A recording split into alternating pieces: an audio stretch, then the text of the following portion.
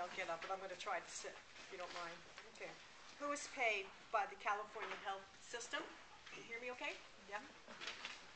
How are they paid? And Ian also has covered quite a bit of this already in his talk. But everybody who works for the system, all providers, not only providers, but those people that are giving us the services, you know, the durable equipment, the medical stuff, they're also going to be part of that.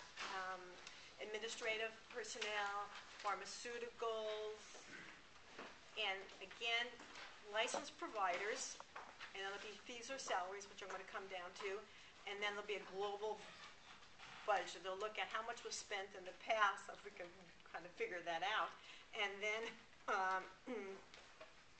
and then risk, it'll look at, what was paid in the past, and then risk adjustment, type of population served, because as we know, certain populations, especially inner city, well, even the rural areas and inner city people, usually people that have chronic illnesses, who haven't had medical care for eons because they've had no insurance, they're higher risk.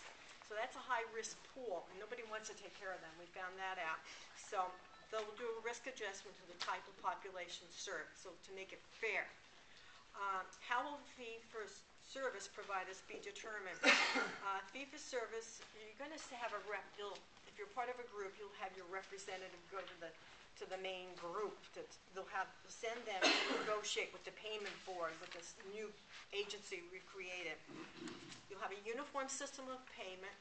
So right now, there is certain monies attached to a diagnosis, and sometimes there's debate about that, but hopefully all the providers can work it out so it's equitable for everybody, and there'll be a uniform system of payment so you know what's going to be paid for and what's not going to be paid for. Payment schedules will be available to the providers so they know what to expect or not to expect. The schedules will be good for 3 years, and hopefully they'll work. If they don't work, then I have to come back and kind of look at it again, because it's going to be renegotiated and adjustments made. But if not, we'll go for 3 years. The payment board will collaborate with regional planning directors and healthcare providers. Again, the regional thing is very important. An example, again, is Kaiser. In certain regions, when you join a Kaiser plan, if you belong to San Francisco, it's going to cost you more money because things are more expensive here. If you go to Eureka, it might be a little bit cheaper. So they're going to be looking at regions, but they're going to take all that into account, which I think is fair. We need to take that into account. And then fee-for-service will submit claims electronically, and they'll be paid in 30 days. There was one country that was doing it when you had your card, and at that moment in time, I forget, it was a Taiwan, one of those places, you put your card in, and automatically your insurance company would, or your provider, your country would be billed for your bill. I thought that was, which one? I thought that was wonderful. So maybe, I don't know if they'll ever get to that point in this country, but it's nice. You just whip your card out, and it goes right to the central agency, and voila. I'm hoping for that. Sounds good. Who knows? All right. How will institutions like Kaiser, hospitals, or community health centers fare?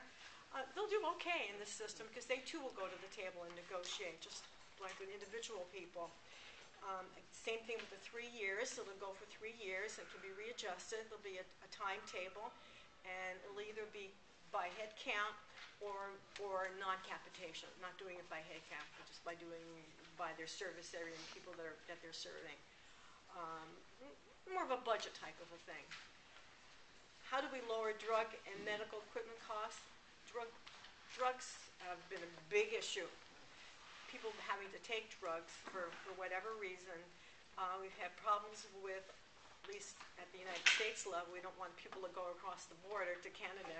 God forbid they should get cheaper drugs for the same kind of drugs that we can get here. So hopefully we can do bulk purchases. And this has been done in the past. Years ago, Los Angeles County would purchase things for their general hospital in bulk. Not only did they purchase them in bulk, they would even have a little manufacturing plant. What a novel idea. But that went by the wayside. So hopefully, again, looking at bulk purchases, formularies in place, and most places do, like in Kaiser, community clinics, will have a formulary that you kind of have to kind of work within. And some of these people will go, well, But there's a way around it too. If you need something and you can negotiate, you might be able to add something to the formulary. But everybody's got their little pocket coming out, just pushing the drug that the person's going to get, blah, blah, blah. And I think that's great. At least you have some reference, some standard. How will we continue to improve the system? I put hard to know because we don't know. We have so many problems out there.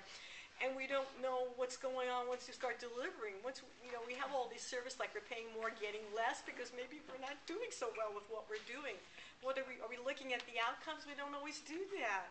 So is everybody losing weight? And that's why we're having such a wonderful thing with our diabetes and the problems are going down, down, down.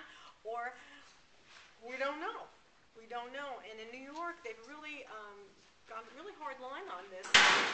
What they do is they measure, like for the diabetics, they do a special blood test called the hemoglobin A1C. You have to have that done. And somebody reminded me in the public health days, everybody had to have a venereal disease done. So now we're going to check everybody to see if they've had the diabetes check done, so we know where we stand with our population. And I think, why not? There is precedence for it in the public health sector. And unfortunately, we've kind of pushed the public health people aside. Okay, and then this back to medical home. Hopefully most people know what that is, but you'll have like your primary care center that you go. That'll be your medical home. Hopefully everybody will know your home and welcome you home if you need you have a problem. You'll have access to care. Unify the medical records. That's going to be a challenge. Many, many, many years ago again, we had a system, it was called problem-oriented medical record, and we were told, okay, give everybody a copy of their problems so they know you write a little card and they can just make it whatever. But then that kind of went somewhere else. I don't know. It never happened. So hopefully we can unify medical records. Okay, what will happen to those displaced? And he spoke to that already. And oh well, it's, people losing jobs, that's the way it is, sorry. But at least they're going to get retrained. And I did mention this to a friend who had lost her job with an insurance company, and she wasn't happy about it because she really loved her insurance company that she worked for. Very loyal. Very loyal. Oh no, they're doing good things. And I thought, but people believe that. So we have to know where they're coming from. And so I backed off of that. But again, we can job place and retraining if we have to. It's such a better world, because on the other side, not to do anything is so wrong.